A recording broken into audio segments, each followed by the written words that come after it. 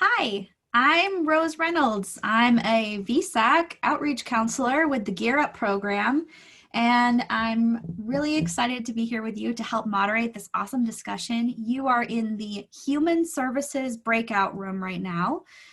So I know we have a handful of students with us and a handful of high school guidance professionals. So welcome to the breakout room. I'm going to ask our panelists to introduce themselves. I'll ask each of them to introduce themselves in a couple of minutes. But before I do that, I want to just make sure that I let you know that I have a list of questions here that you submitted during the registration. After they introduce themselves, I'll ask you if you have questions right now, you can drop them in the chat and I'll read them to the presenters. And then also I have this other list of questions that you gave us earlier. So we should have plenty to talk about. So that said, Shannon, would you please introduce yourself to the group? Hi, sure. I'm Shannon Dufour-Martinez, and I am a intensive community support worker at Howard Center. Thank you, Shannon. Elizabeth, would you please introduce yourself?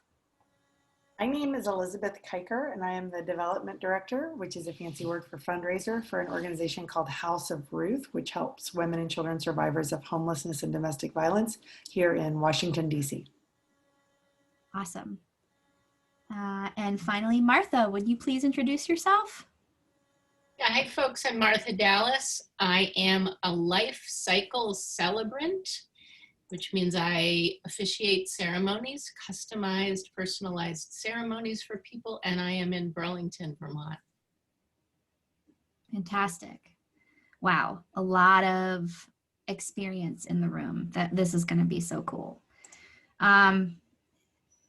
So those of you that are here with us for the panel, do you have any initial questions for them, or do you want me to just start with the ones you gave us already?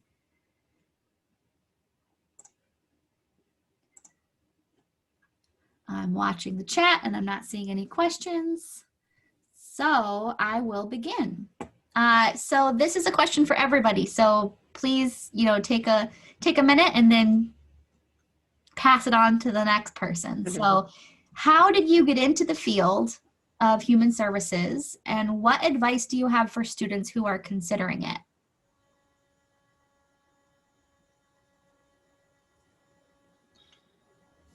I'll answer first because I'm sort of tangentially human services. My organization is human services.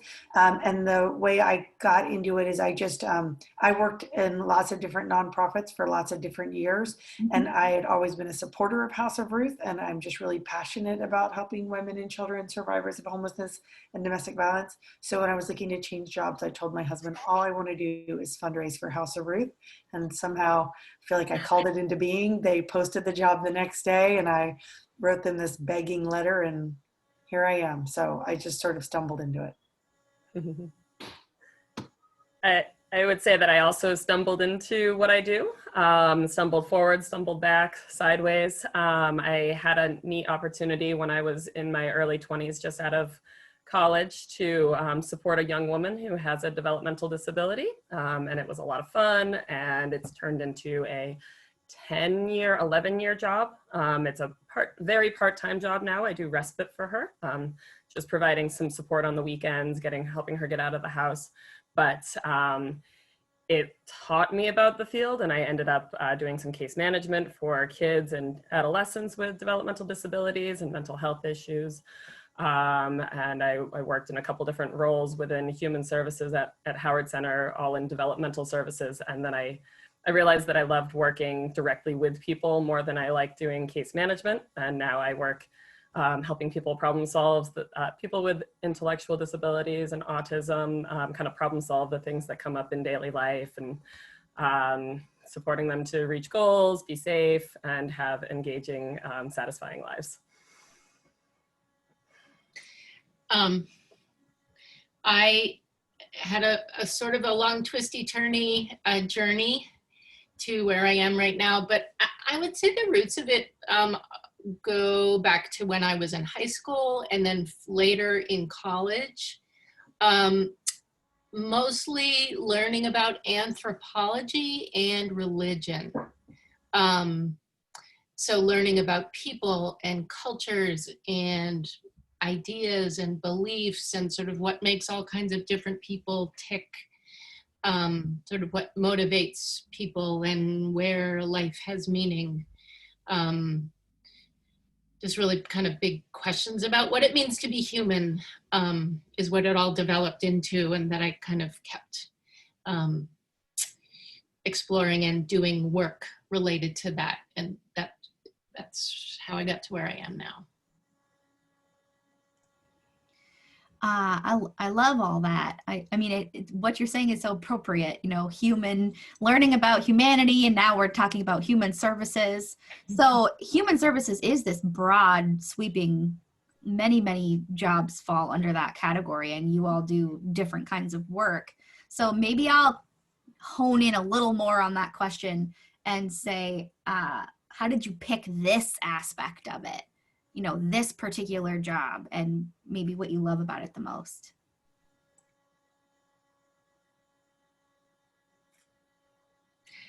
I'll go first. Maybe we'll go in reverse order. Just a suggestion. So I sort of picked this in the wake of actually losing a job that I loved a lot of things about. But they were reorganizing their staff, and suddenly my job that I had been doing for over 10 years didn't exist anymore. And I found myself without a job, and really in the middle of my professional journey, having to figure out what to do next. And I, actually I took up backpacking. This is gonna sound like anyways, I took up backpacking and I went on some solo backpacking trips, and I learned that I had this strength and courage that I didn't realize I had. So I decided to work for myself. First, I decided that I would make my work in the world. And then after a lot of research and a bit of a learning journey, I discovered the job that I do now. And when I discovered it, it was like this big whoa moment, because they said, you know, people who like to write, people who like to make meaning, people who can sort of hold space and speak publicly, which I've done a lot of. Like, it just said all these things that I love doing. But I'm now able to do it independently. I'm not making much money at it yet, so that's another thing we'll get into, hopefully one day. But yeah, I mean, I guess it's a reminder that, you know, sometimes you forge your way in the world, and then sometimes life drops these big blocks in front of you, and you need to figure out how to get around them and come up with the next thing you're going to do and the next direction you're going to go. So I'll stop there. Totally. Thank you. Yeah, I would agree with the having to navigate the different things that life brings at you, and that makes a big difference on what you choose at any given time for a career. I'm also a big proponent of not choosing a lifelong career. I like to keep myself open, so I studied sociology. I had no idea what I was going to do with that. Again, an opportunity kind of landed at my doorstep. And I tried different things. I applied for different jobs. I accepted opportunities that came. And then I really did some soul search after kind of working my way up a chain into a more management position in human services. I did some deep soul searching with a lot of help and a lot of, you know, kind of bumps that led me there, and realized I didn't like working in an office. And I took a big pay cut, but I really increased my happiness by doing that. And it just was a big reminder that we shouldn't do something just for the, you know, to follow your heart and to do what drives you. Yeah. Amen. So I really appreciate your vulnerability, Martha. I was in a really big crossroads in my life. I was the boss of an organization. I was the executive director of an organization. I had moved for the job out to Seattle, Washington, from where I live in DC. And I struggled enormously with the job, with the task. When I arrived, my children were 1, 3, and 5. And my husband stayed home with the children. So believe me, he's always had a harder job than I have.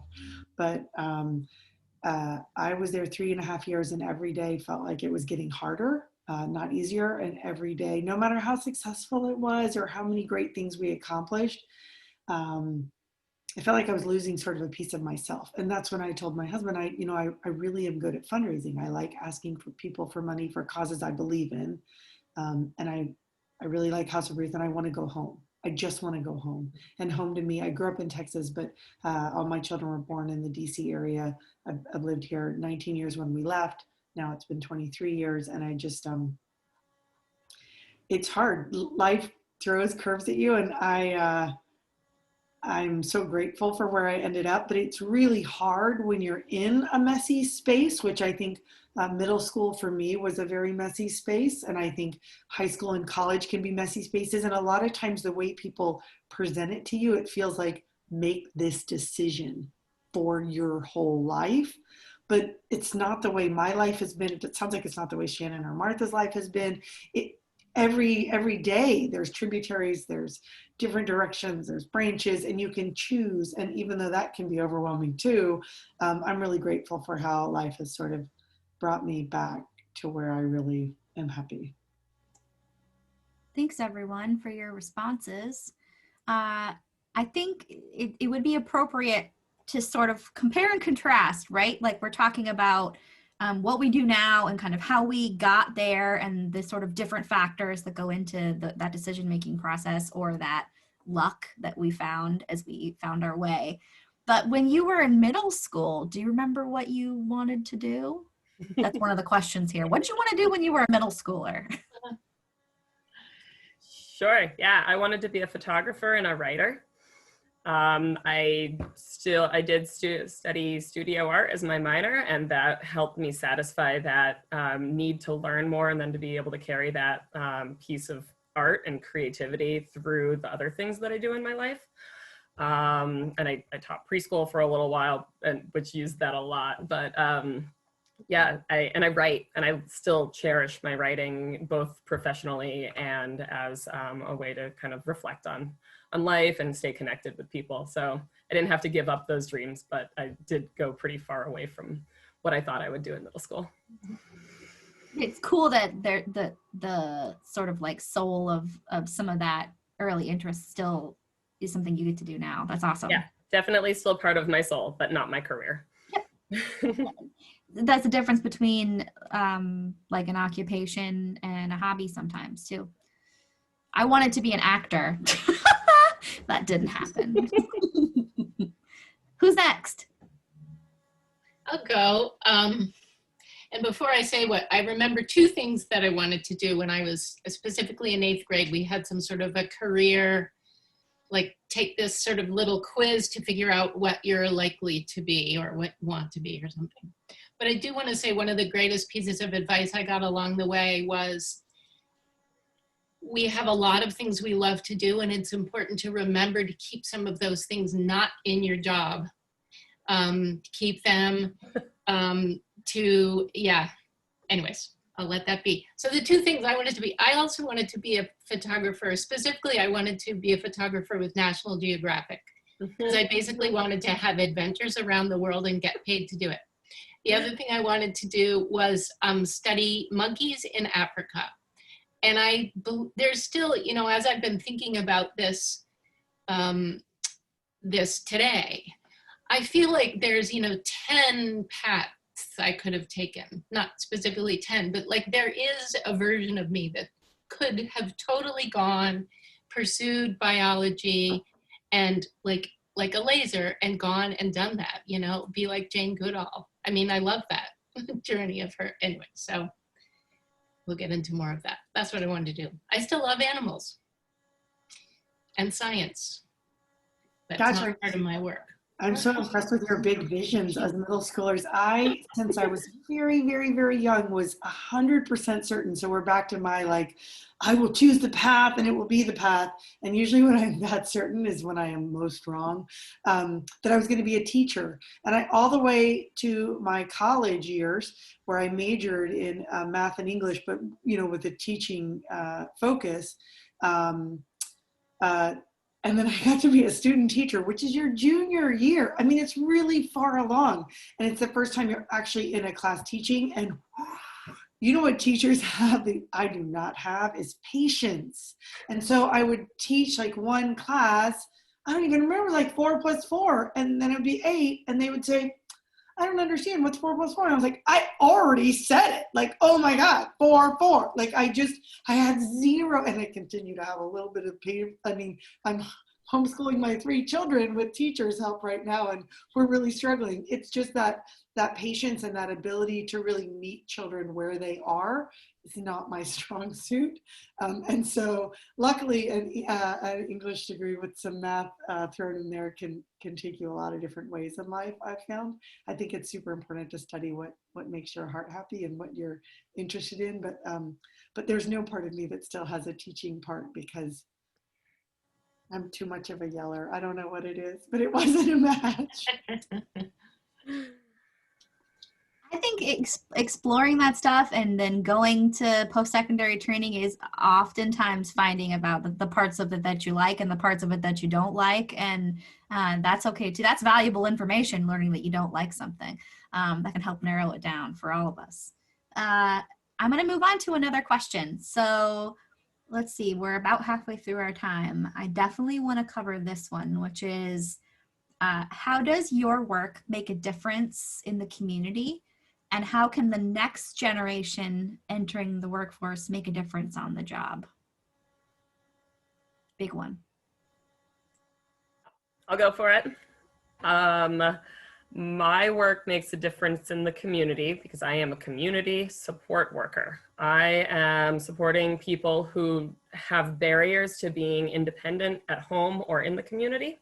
And in the past, in Vermont, as recently as in the 70s, but across the country, across the world, at different timelines, some places still, those people would have lived in institutions or would have not had access to the community, not have had access to public schools or soccer practice or, going to the grocery store or the things that we all cherish and that make our lives satisfying. So, and in many cases, kids wouldn't have been able to live with their families. So my job every day is to help, my primary job right now is to help a mom with a developmental disability keep her kids safe and in their home. So I think that brings value to their lives and to the fabric of our community every day, because I feel like people deserve that sense of self-determination, the ability to choose what they want to do, where they want to live, and to be developing the skills to do that. I forgot the other half of the question because I feel really passionate about this kind of work and about making sure people can be integrated in our community. Yeah, and I think that's really powerful, number one. And then the second part of the question was what you think kind of upcoming workers in the field, how can they contribute as well? Yeah, so we have a huge shortage of people doing this work. I had a doctor say to me the other day that we need 1 million more people to do what I do. There are a lot of people sitting at home or sitting in tough situations who need this kind of support. And like I said, my first job in this field was I met a young woman in the community who needed someone to go out with her after school a couple afternoons a week. I was 20, I think, when I started doing that. You can start doing it as young as 18. If they're a family member, you're able to start even earlier. So looking for those opportunities, talking to people at school, if you have classmates who you think need these opportunities. I've also done this work from very young children to end of life. So looking at those opportunities within your own family, your neighborhood, and yeah, if you find one and it seems like a good fit, go for it. There's no harm in, there's usually no harm in trying, providing you put the right supports in place for yourself. Make sure you have the right people to help you learn what to do and keep yourself and the other people safe. Great, thank you. So the question was, how does your work make a difference in the community, and how can the next generation entering the workforce make a difference on the job too? So next. I'll go.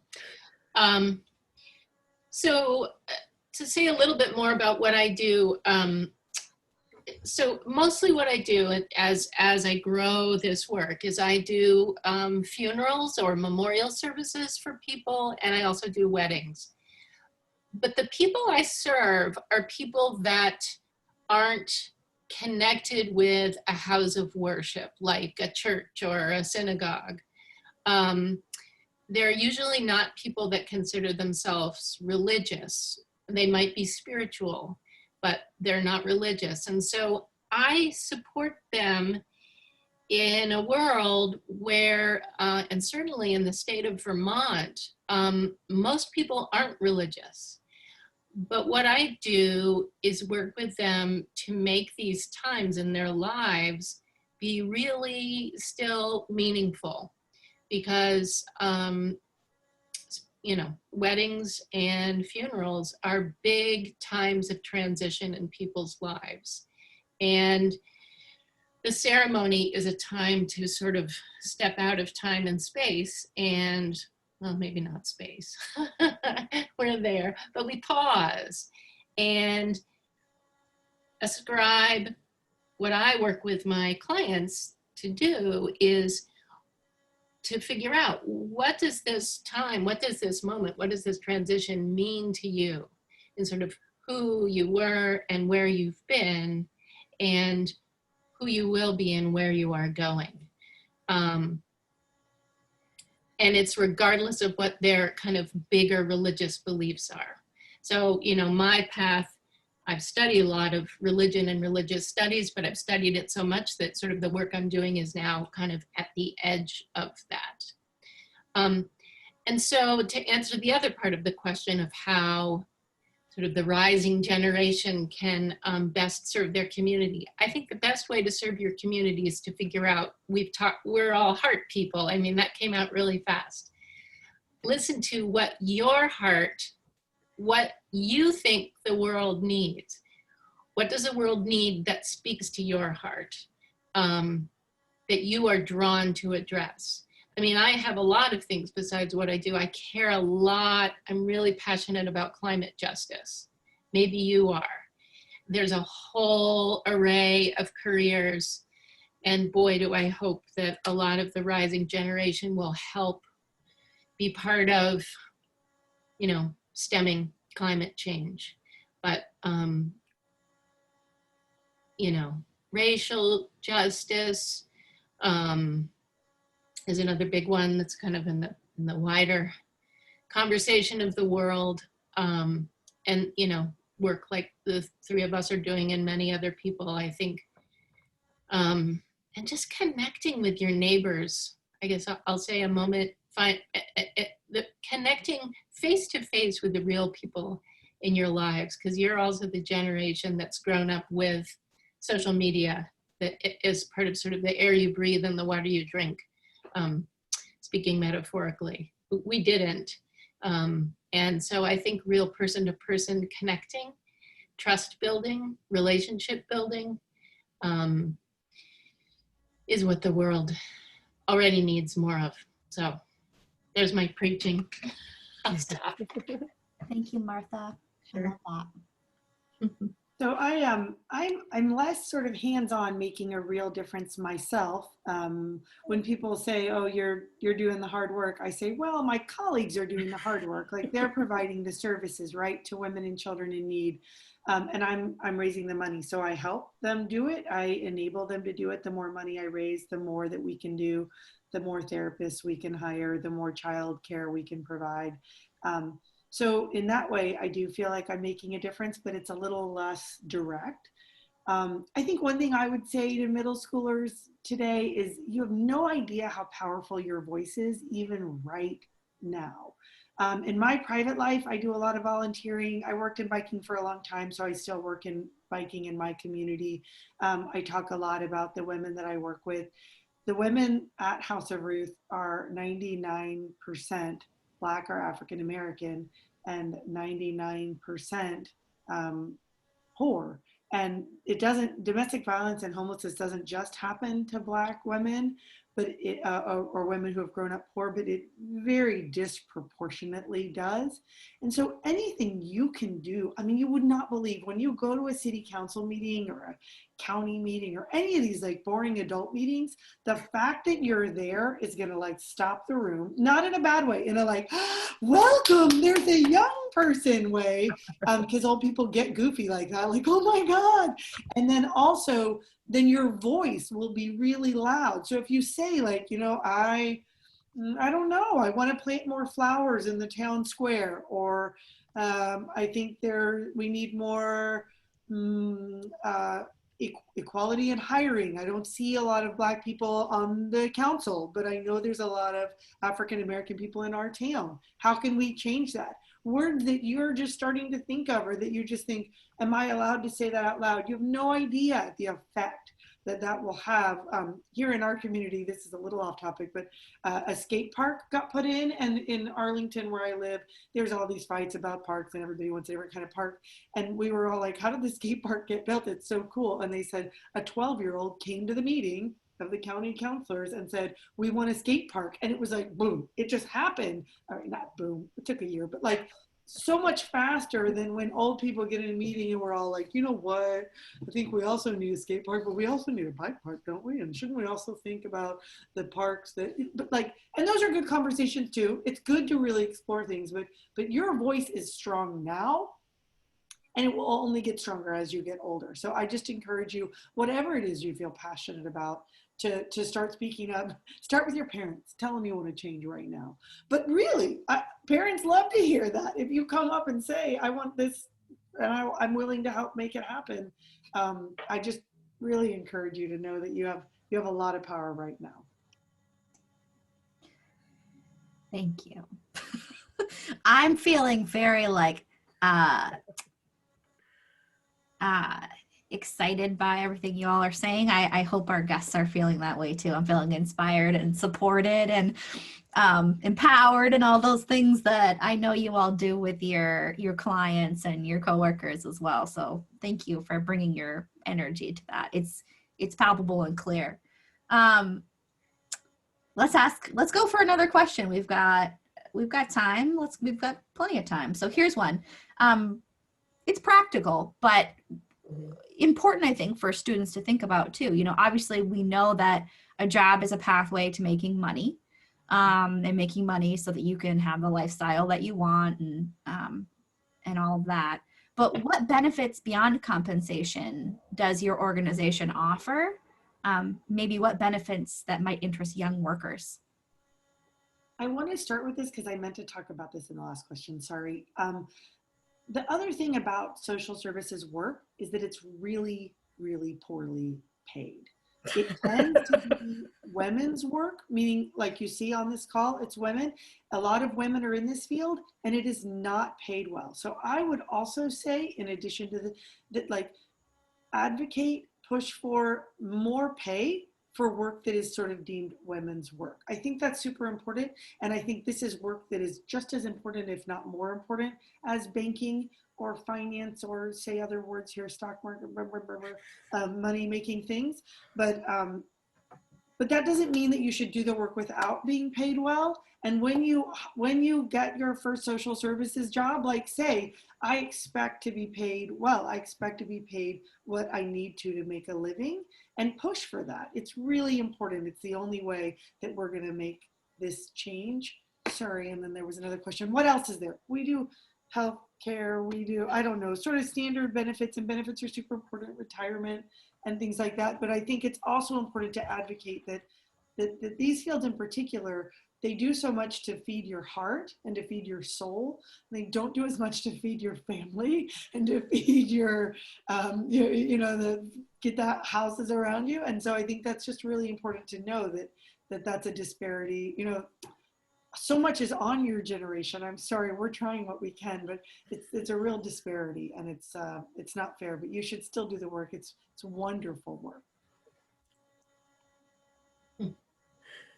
Sure, I can go. So like I said, I worked my way up a chain in this work. And so I started off doing this work at $9.78 an hour. I worked up to where I was earning close to $30 an hour. I felt really well compensated and hated my job. And then, as I mentioned, I took a dramatic pay cut. I still work for the same agency where I hated my job. But I found a position within that agency that suited me better, and I still get the same great benefits. So health insurance is great through the human services agency I work for. I get dental insurance, something that I lost when I moved out of my mom's home. All the different health pieces. I get a stipend towards my daughter's childcare. I got discounts across the community, Pet Food Warehouse, Ski Mountains, a variety of different places, the YMCA, the agency I work for, because we are a public health organization, really strives to provide that health focus for employees. This morning I had a free consult with a nutritionist because my agency encourages us to do things like that. Yoga, dance classes, we got a lot of really cool little perks. Retirement benefits, I barely noticed, but in the last 6 years working for this agency, I've put away over $20,000 towards my retirement. So those are really great perks. When I work directly for families, there are no benefits unless the family chooses to offer some. That sometimes those have been things like holiday bonuses or buying me a membership somewhere so that I can go with my family when I'm not with the person I'm supporting.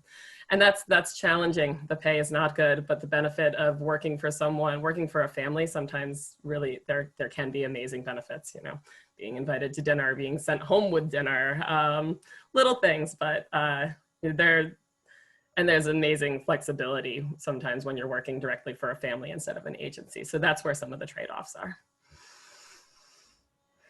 Awesome, thank you. Well, I'll share just a little bit of a contrast, because up until a few years ago, I worked always for nonprofit organizations. So echo what you guys say, and, took for granted, and you guys hear this in the news, employer-sponsored health insurance. Mm-hmm. There's a really great value to that when it comes with a job, because I've had to pay for my own health insurance for the last quite a number of months, and it's really, really expensive, and it eats big time into the household budget. So, I'm working for myself right now. At the moment, my work adds up to part-time work. The hours ebb and flow. But the benefits are I get to have my home office. I get to call all the shots. I get to work when I want to work and not work when I don't want to work. I can take time off whenever I decide I want to, and don't have anything that's really pressing on me. The flip side to that I need to be careful of is to make sure I have good boundaries between my work and my personal life. So I guess that's what it is. It's a cool adventure. It's really a cool adventure, and I like adventure to make my work in the world to work for myself. And I'm excited to see where I can get it to go. But it's there's a learning curve to it, and it's still kind of small and growing right now. So. And in a way, Martha, would you say that since you're not working for another agency and since you've sort of developed this on your own, that there is a lot of element of entrepreneurship, sort of like freelancing kind of vibe to what you do, which is different than working for a big organization that has those structures? And It's true. It's true. And so I guess, what I would say to you guys also is, I tuned into this call in time to hear the other presenter say that there are 600, she said 600, kind of categorized jobs or professions. Mine is not in that list. It's buried somewhere or not. So the truth is there are really as many jobs as you can dream of. And, what I took a little course, which cost me about $2,000 to learn how to start my own business. And one of the important things I did was a bunch of research to see whether what I wanted to do would actually be something that other people would want me to do and pay me to do it. And I concluded that in Vermont, there is a market for this, and that seems to be bearing out. I'm trying to, grow it. But this is, if you come up with something or you see some really cool, obscure idea that somebody in somewhere else in the world is doing, and you're ready to just run with it, I encourage you to think about doing that. I mean, because, it goes back to, I think, what you were saying, Elizabeth, that, or one thing I've come to realize is that there are a lot of valuable things in life. Money is one of them, but it's not the only thing that has value. Your quality of life has value. Your health has value. And even people with the most money can't buy health. Relationships have value. Being liked and loved by somebody has massive value, and money can't get you that either. So, and it took me until, age 50 or so to learn that in a deep way. Like, oh, there are a lot of valuable things. So, anyway. in very briefly, in our Gear Up curriculum, we do talk about financial values. And so there are a number of different things that help you make meaning in life, a number of different things that have value in your career. Obviously, we need money to put food on the table in a practical sense, but there's other ways to be compensated. And so I think that was sort of an interesting question to hear. The other ways that your organization helps take care of you, or you help take care of yourself if you're in the entrepreneurship track. Can I just make an added comment on that, Rose? Is you do. My partner and I together used to make almost twice as much money as we make together now. And I'm the budget person in our household. And I'm astounded at the ways I've found to save money, to just trim the expenses. So I think that's another skill that's worth, if you're into, creative problem solving, and you don't always necessarily need as much money as you might think you do. I guess that's what I've learned. Wait, sorry, I know you have another question, Rose, but I just want to chime in on that. Yeah, no, this is good. No matter what field you work in or what you do when you grow up, budgeting is like, oh my God, you've got to learn it. When I got my first job, I was making $23,000 a year, and I just divided it by 12 and rented a house and bought a car before I started my job. And guess what? You don't get $23,000 a year divided by 12. There's taxes and there's insurance, which even if your employer really wonderfully provides for you, you usually have to pay some of. And I was left with like $35 a week to eat, or a month. I don't remember what it was. And I lived, and it's fine. But like, practice budgeting, practice when you're young, practice when you have $50 and you have to stretch it this far, practice when you have $5,000. It is a skill. I just want to echo Martha. It is a skill that no matter when you start, you will need, and you don't need to make mistakes like I made when I was young to learn that budgeting is super important. Yeah. Thank you. I'd like to just pause for a second. We have just, 5-ish minutes left. I wanted to make sure there was no other questions from participants that they wanted to ask before I asked this last one. So if you're on this call and you have something you wanted to ask, go ahead and put it in the chat.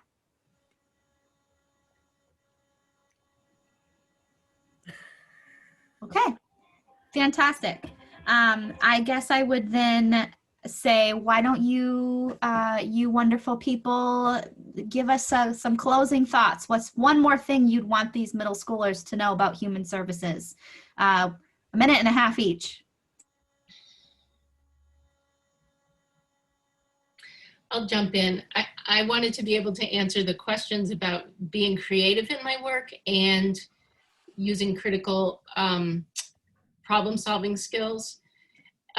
So I get to be creative because I write, and I'm a good writer. I've developed my writing skills, so most of my creative outlet is writing, but I also designed my business cards and I designed my website. I want to be able to have control over sort of the whole way my business looks. So that's the creativity part of it mostly.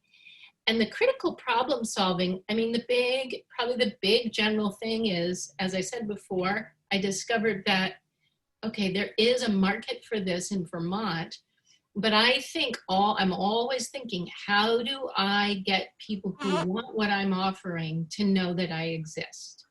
And how do I do more of what I'm doing?